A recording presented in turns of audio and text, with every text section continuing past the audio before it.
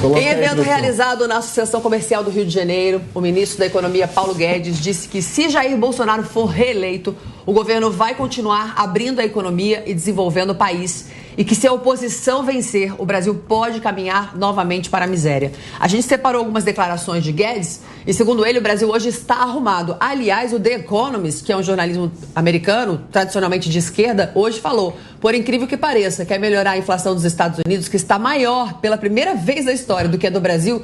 Olhe para o Brasil, porque lá eles conseguiram. Vamos ver a sonora do Paulo Guedes. A coisa está arrumada. As reduções de impostos que nós estamos fazendo são legítimas. Nós somos um governo que passou 3 anos sem dar aumento de salário. Nós queremos compartilhar com a população e não só com o funcionalismo. Então, os governos estaduais, que nunca receberam tanto dinheiro, estão tão bem que não tem mais. Foi a primeira vez na história que não tem nenhum 13º atrasado. Não tem nenhum fornecedor que não recebeu. Cara, arrumaram a vida deles. O Brasil realmente está em pé, com um fiscal forte. E não é só o governo federal, os estados e municípios, todo mundo forte. É mais ou menos quando o FHC entregou o governo para o Lula, né? Que aí foi... Ai, vamos lá, Leonardo, vou começar com você, que eu sou do bem, Aliás, tá bem, você fica bem de vermelho, né, cara? E você, ô Marcelo, com essa gravata vermelha também, você fica muito bem. Mas, vamos em relação... Não, primeiro essa questão do Lula não é verdade, né? Lógico, o Brasil foi pego com um superávit por conta das suas commodities, e o Lula manteve isso, tanto que ele deixou o governo com 80% de aprovação, né? É que o pessoal quer colocar o Lula e a Dilma como uma pessoa só, né? E não é verdade. O Lula e a Dilma são pessoas... partido, então. São pessoas... o partido é o mesmo, mas dentro de um partido eles têm várias pessoas. Ou o Bolsonaro e Valdemar da Costa Neto são a mesma pessoa? Eu acho que não, né? Então, dentro do mesmo partido tem pessoas distintas. E Lula e Dilma são pessoas distintas. Agora, o Paulo Guedes falou sobre a questão do funcionalismo e ele falou que em 3 anos eles não aumentam o salário de funcionário público, ele falou isso de forma orgulhosa, né? Agora, funcionário público não são os 2% da previdência social de político, de desembargador. Não, 98% é professor, é GCM, é polícia. Essas pessoas são povo, são pobres, né? E essas pessoas não tiveram nem a perspectiva de um reajuste e de um aumento salarial. Vídeo aqui, inclusive, o absurdo da questão da enfermagem, que aí nós todos aqui concordamos, né? E outros funcionários do governo federal, inclusive do Ministério da Educação, que teve 5 ministros, metade dos funcionários públicos dentre os ministérios estão no Ministério da Educação, e pergunte aos professores o que eles acham de Jair Bolsonaro como um todo. Então, é muito lamentável essa situação.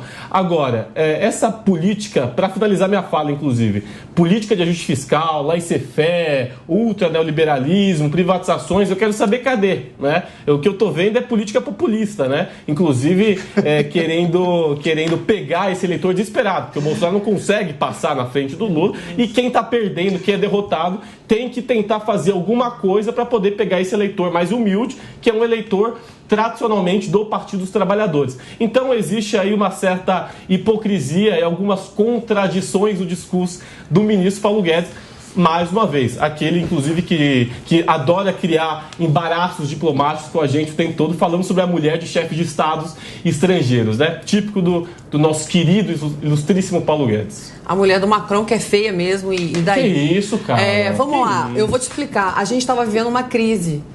Não tinha como aumentar o salário de ninguém, né? Nem do serviço do funcionalismo público. Você acha que o Bolsonaro não quer? Até porque ele ganharia a eleição, mas ele é tão correto que ele não fez isso. Isso seria uma medida, né, para ganhar votos.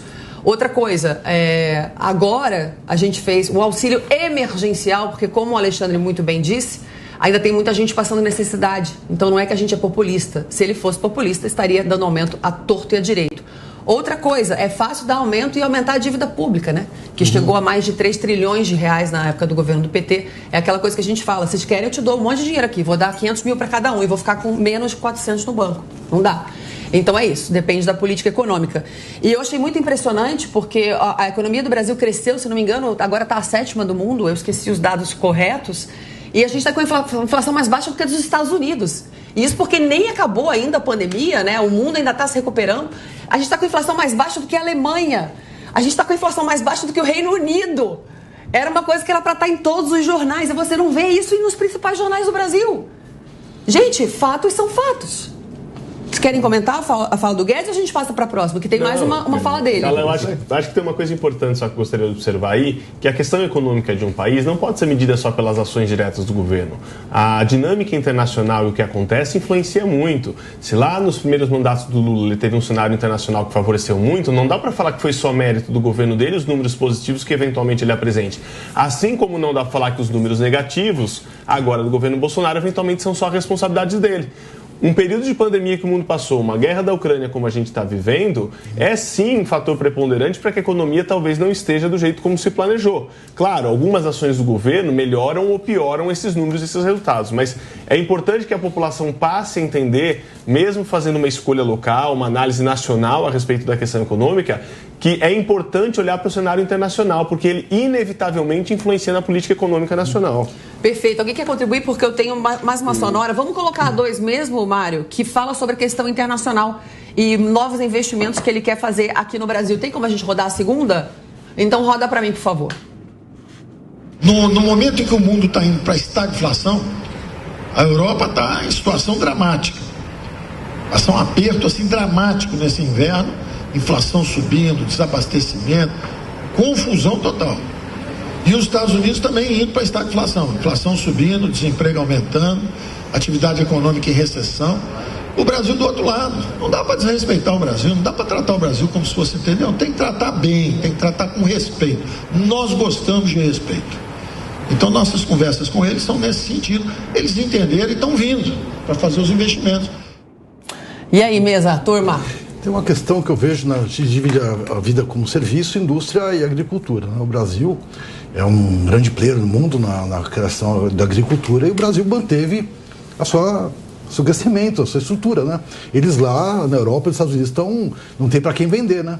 Então o Brasil continua. E o Brasil hoje ficou barato para os europeus, para os americanos. O Brasil está sendo todo vendido. É incrível, por isso que a comida nossa, de certa forma, está cara. Porque a gente tem o mesmo preço que tem na Europa, nos Estados Unidos. Eu estava na América do Sul, agora estou na Argentina. O preço da carne também está no mesmo preço do Brasil.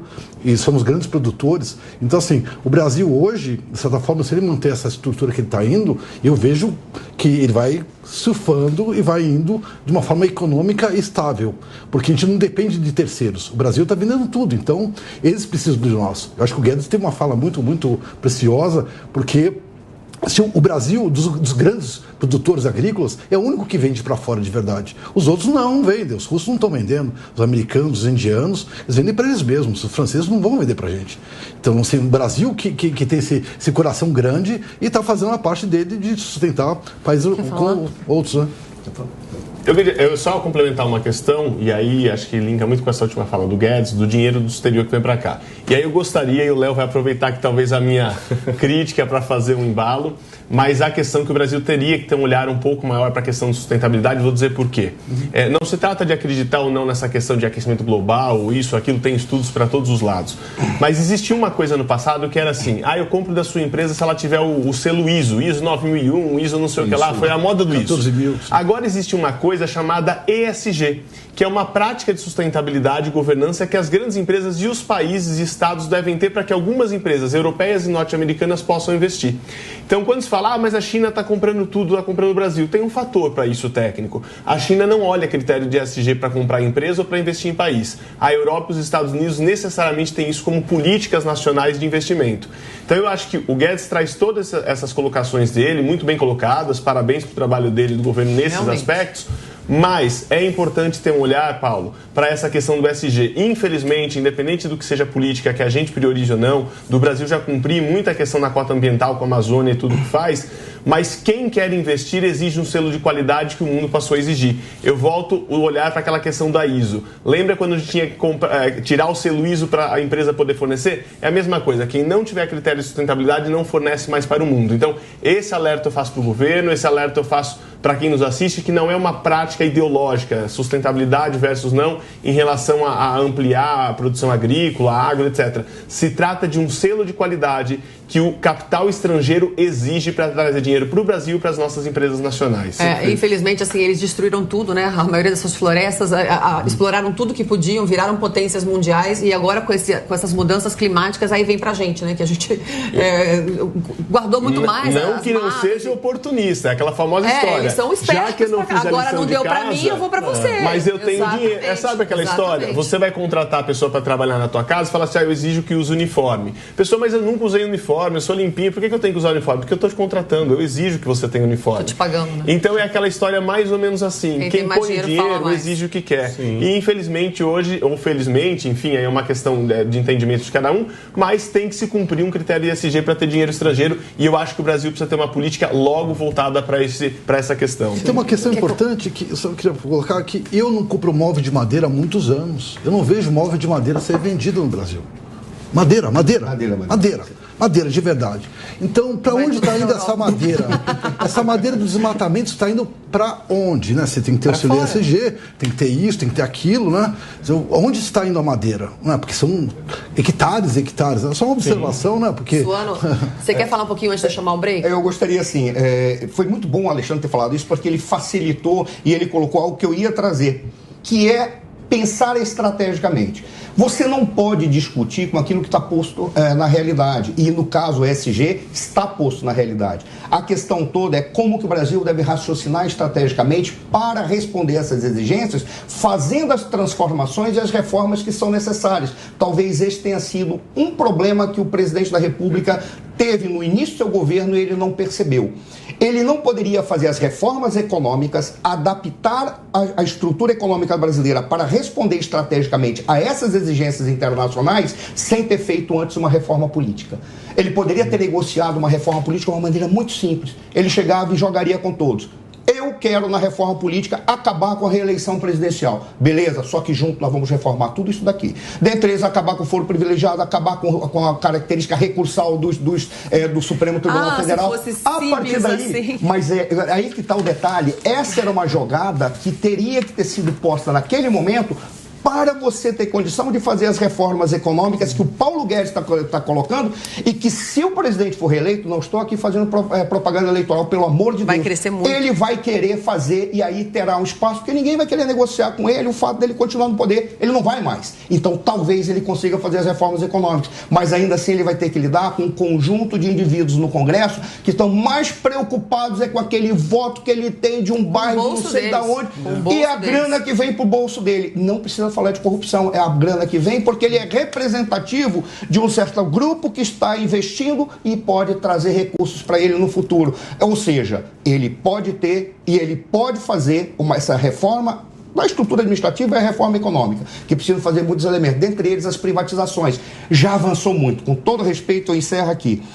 Já privatizamos muitas coisas. Olha, dentro daquilo que aconteceu de 2019 para cá, perseguido, batido, caluniado, sofreu mentiras, teve uma pandemia que foi a maior desestruturação do sistema jurídico brasileiro. Eu nunca vi tantos absurdos e erros cometidos na nossa história. Das relações políticas, conseguiram fazer com que governadores e prefeitos tivessem o poder do estado de exceção. Só isso já é uma afronta à estrutura do Estado brasileiro e à estrutura jurídica brasileira. Mas conseguiram fazer isso.